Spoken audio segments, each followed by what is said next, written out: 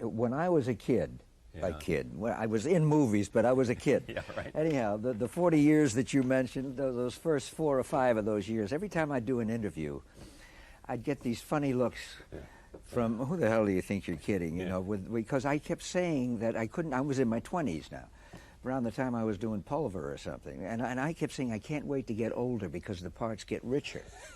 Well, I really believed that. Yeah. And it's true. And all the other actors on Broadway and in New York that I really respected all said the same thing. Their parts get richer. You get older. You know more. You can play parts better.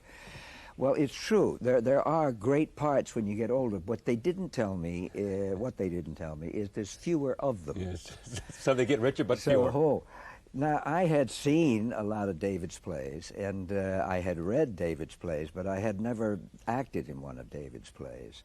And all of a sudden, along came, and it kept coming along and coming along, coming along. It was several years before he got off the ground, despite the fact that it was... Because people said what? That it was too dark, that the language would be a turn-off. I don't know.